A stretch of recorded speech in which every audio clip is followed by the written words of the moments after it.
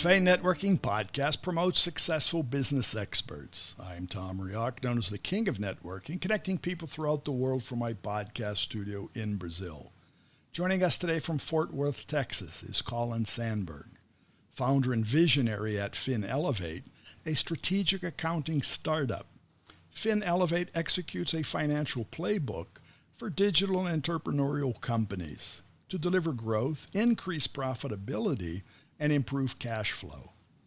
So, Colin, what led to your passion for connecting with entrepreneurs? Yeah, so, I got into entrepreneurship a lot like other people where, I didn't know a lot about it to start with. Mm-hmm. And, they say misery loves company, but, sometimes ignorance loves company. And it's great to surround yourself with people who are a little further down that path that can help you along and tell you what's working and what's not, and give you a path forward. But the attraction comes from money, right? What's that? The attraction comes from money. Well, yeah. I mean, I think the biggest thing, especially in entrepreneurship now, is it's about lifestyle. I always say it's about the life more so than the style. Mm-hmm. And so being able to build your own career, doing the things you love, working with the type of product that you love, like that's a very valued thing these days. And that to me is more important than the money side of entrepreneurship. But the money side really has to sustain whatever it is that you're trying to do. Yeah, absolutely. It's not, if you want to start a nonprofit, start a nonprofit, right? Don't start a business and let it be a nonprofit. So yes, I mean, it's very important you get the money part right so that you can do the rest. But even to a nonprofit, they have to study and have to have a cash flow. Yeah, that's absolutely true. Yeah, there's several that I work with that are, that's a constant battle. Right. To keep floating, you need buoyancy. And what does that come from? So how do you actually apply this? As far as FinElevate? Mm-hmm.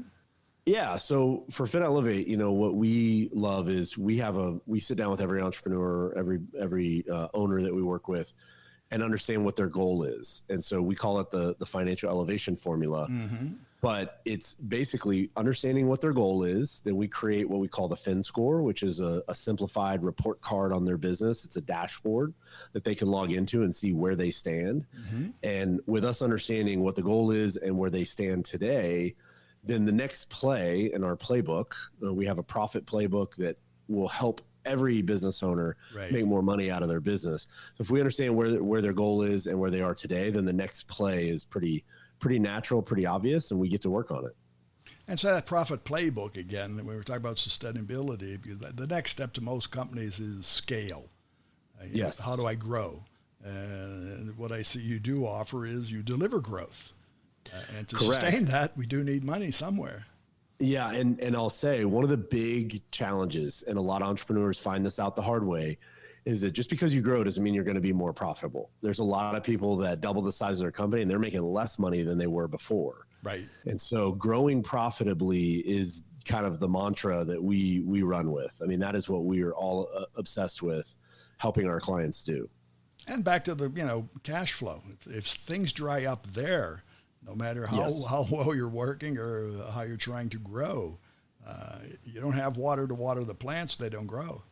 But that's correct. Yeah. So you have to be, I think it starts with having a good cash model in your business, without getting too nerdy and technical. It's basically, hey, you want to be able to bill your clients as soon as humanly possible. Right. And so figuring out the cash model and making sure that you bill early, that you're able to collect, and then it's discipline. I mean, that's the thing. It's not fun. It's not exciting to go collect money. But to your point, it's I like the water without, or the plant without water, right? You can't survive without that cash flow. What I've seen from many persons and companies starting up is that they just expect that people will pay on time. Because that's what they thought they agreed to whenever they contracted for whatever they offered. But that doesn't necessarily happen. Correct. And it's a discipline to stay on top of it, right? The old squeaky wheel gets the grease idea of, you have to be very upfront with your customers, very direct with them about your expectations on the front end. Right. Very clear when you send the invoice. Hey, I've sent this invoice. Again, reminding you, we agreed on the front end, you're going to pay me on these terms. And then you're giving them maybe a 5-day heads up, like, hey, that payment's due in 5 days. I'm just sending a reminder. So when you do it that way, people pay. But yes, if you kind of take a if you take a casual approach to it, people will be very casual in getting you paid. Well, in today's digital world, with digital payments and immediate payments, the old term of, the check is in the mail doesn't go over well today, right? Exactly. And I'll add to that. So the automated follow-up, which is very possible. So in other words, you can put in your accounting system typically, hey, after 15 days or 10 days before this is due, I want you to send another email and here's what it should say. As a reminder, that's nudging. Yes. So exactly. So I think combining the fact that, there shouldn't be a check in the mail problem with the fact that you can automate reminders, again, just set that up as part of your business. Understand that's part of being a professional. Now, see, out here in this world where I am, Brazil, nobody uses a check anymore. They don't even exist. Yeah. And you would never put it in the mail even to start with.